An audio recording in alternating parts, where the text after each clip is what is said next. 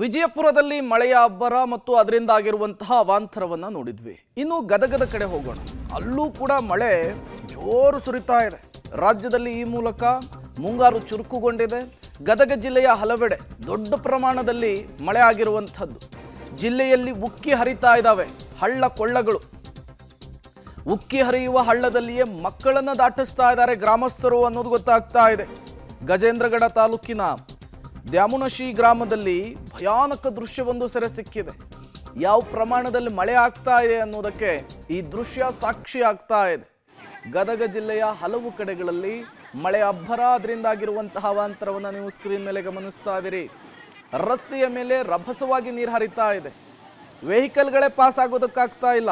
ನೋಡಿ, ಬಸ್ ಆ ಕಡೆನೇ ಸ್ಟ್ರಕ್ ಆಗಿದೆ, ಕಾರೊಂದು ಅಲ್ಲೇ ನಿಂತಿದೆ. ಈ ಕಡೆ ಇದ್ದವ್ರು ಈ ಕಡೆನೇ ನಿಲ್ಬೇಕಾದಂತಹ ಪರಿಸ್ಥಿತಿ. ಅಂಥದ್ರಲ್ಲಿ ಜನರು ಒಬ್ಬರ ಕೈಯನ್ನ ಒಬ್ಬರು ಹಿಡ್ಕೊಂಡು ರಸ್ತೆಯನ್ನು ದಾಟಬೇಕಾದಂತಹ ಪರಿಸ್ಥಿತಿ. ಜೊತೆಗೆ ಆ ಜಾಗ ಎಷ್ಟು ಡೇಂಜರಸ್ ಆಗಿದೆ ನೋಡಿ. ಸ್ವಲ್ಪ ಆ ಕಡೆ ಈ ಕಡೆ ಆದರೂ ಕೂಡ ನೀರಿನಲ್ಲಿ ಕೊಚ್ಕೊಂಡು ಹೋಗಬೇಕಾದಂತಹ ಪರಿಸ್ಥಿತಿ.